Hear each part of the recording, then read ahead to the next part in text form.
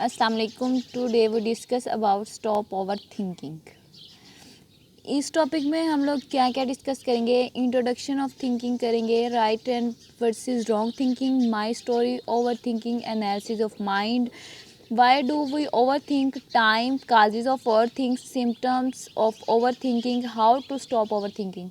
ये सारे टॉपिक्स जो हैं वो आज के टॉपिक में हम क्लियर करेंगे। Introduction to thinking. थिंकिंग होती क्या है? हमारे सोचने का अंदाज़, हमारा एनालिसिस, जो चीज़ हम रीजनिंग, प्रॉब्लम सॉल्विंग और डिसीजन मेकिंग पावर जो होती है वो हमारी थिंकिंग में आती है। इस तरह हमारा माइंड जो है जो वर्क करता है तो उसके लिए हम थिंकिंग बोलते हैं। राइट और रॉन्ग थिंकिंग क्या हो सकती है? राइट और रॉन्ग थिंकिंग ये हो सकती है कि जो एक बात मैं सोचती हूँ वो मेरे लिए ठीक है, हो सकता है वो दूसरे पर्सन के लिए गलत हो। सेम इसी तरह जो बात दूसरे पर्सन के लिए ठीक है हो सकता है वो मुझे गलत हो। राइट थिंकिंग किस चीज़ पे बेस करती है? राइट थिंकिंग बेस करती है रियलिटी पे, और राइट थिंकिंग की वजह से हमें क्लैरिटी भी हो जाती है। इसके अलावा ये हमारे मॉरली करेक्ट होती है, और इसके अलावा राइट थिंकिंग जो होती है ये हमें करती है सक्सेस की तरफ लीड। राइट थिंकिंग की वजह से हम लोग अपनी मतलब कोई भी चीज़ होती है उसे रियलिटी की बेस पे कवर अप कर लेते हैं, उसे क्लैरिटी दे देते हैं। इसके अलावा हम सक्सेसफुल हो जाते हैं। और रॉन्ग थिंकिंग की वजह से क्या होता है? रॉन्ग थिंकिंग जो होती है वो हमारी इल्यूजन्स पे बेस करती है। इल्यूजन्स क्या होते हैं कि हमें दूसरे के बारे में वहम गुमान होने लगता है। वो किस तरह कि अगर हम बैठे हुए हैं तो हम सोचते हैं कि फ़लाँ बंदा या फ़लाँ दोस्त या फ़लाँ मेरे घर वाला वो मुझे मारने की प्लानिंग कर रहा है या मेरे बारे में कोई साजिश कर रहा है। वो इल्यूजन्स में आ जाता है। ये फास्ट बिलीव्स हैं जो इंसान अपने माइंड में ले आता है। ये रॉन्ग थिंकिंग है। ये जो है इसकी वजह से हमें फेलियर काज होता है।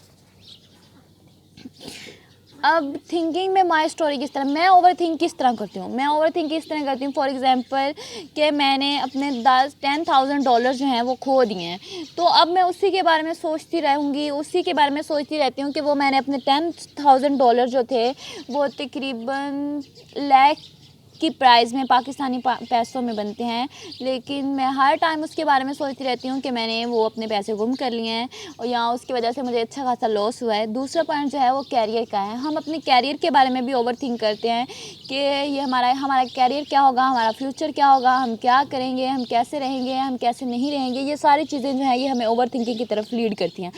When to buy a small property, हम अपने प्रॉपर्टी के बारे में भी थिंकिंग कर सकते हैं। जैसे फॉर एग्जांपल हम चाहते हैं कि हम एक अच्छा सा घर लें, और उसके लिए हम अपनी मेहनत भी करते हैं, लेकिन हम उसके लिए सबसे पहले ओवर थिंकिंग करना स्टार्ट कर देते हैं कि हम अपना घर किस तरह का बनाएंगे, किस जगह पे लेंगे, किस तरह का होगा, ये सारी चीज़ें जो हैं ये माई स्टोरी में आ जाती हैं। और ओवर थिंकिंग है क्या?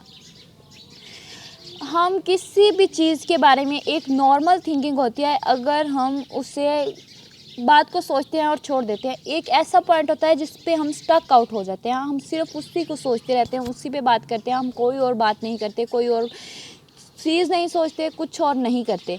Constant loop of thoughts. Over thinking में क्या आ जाता है? कॉन्स्टेंट लूप ऑफ थॉट्स कि हम मुसलसल एक ही ख्याल को सोचते रहते हैं, और ये हमारी हैबिट भी बन जाता है कि हम किसी भी चीज़ को नहीं छोड़ते। कोई भी चीज़ अगर हमें नज़र आ गई है, हमने बस तहैया कर लिया है कि हमने उसी के बारे में सोच ही जाना है, हमें और कोई काम नहीं है। व्हाट इफ़, अगर जो ओवर थिंक करते हैं ना उसकी लाइफ में इफ़ का पॉइंट आ जाता है। वो इस तरह कि वो सोचता है कि अगर मैं ये काम कर लूँ तो क्या होगा, अगर मैं ये काम नहीं करूँ तो क्या होगा। वो हर बात को अगर के साथ सोचता है। उसके अलावा मेडिकल के फील्ड में रूमिनेटर कहते हैं, जो ओवर थिंक करता है उस बंदे को रूमिनेटर बोलते हैं।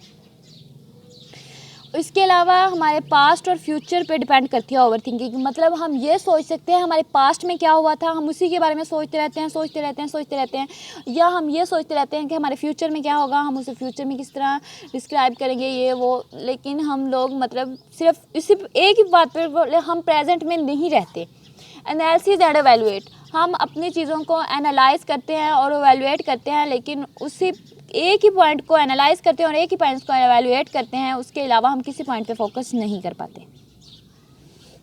Is over thinking a problem? सबसे अब क्वेश्चन ये आता है कि ओवर थिंकिंग एक प्रॉब्लम है, लेकिन नहीं, ओवर थिंकिंग एक प्रॉब्लम है, डेफिनेटली है। अगर हम एक ही पॉइंट को मुसलसल सोचते रहेंगे तो ये हमारे लिए बहुत बड़ी प्रॉब्लम क्रिएट करेगा। लेकिन अगर हम अपनी ओवर थिंकिंग की प्रॉब्लम को कंट्रोल कर लेंगे तो ये हमारे लिए प्रॉब्लम काज नहीं करेगा। ओवर थिंकिंग जो है वो प्रॉब्लम काज नहीं करेगा अगर हम इसे कंट्रोल कर सकते हैं। Analysis of mind. अब माइंड का एनालिसिस क्या होता है? माइंड एनालिसिस के 4 पॉइंट हैं। हमारे माइंड के 4 पॉइंट हैं, verbal point, visual point, ego part और डिसीजन मेकिंग। वर्बल पार्ट क्या है? जो हमें वर्बली ऑडिटरी जो भी चीज़ हम सुनते हैं, हम लिखते हैं या हम सोचते हैं वो हमारे वर्बल पार्ट में आ जाता है। जो चीज़ हम देखते हैं, जिसका हम इमेज बनाते हैं, वो विजुअल पार्ट में आ जाता है। ईगो पार्ट क्या है?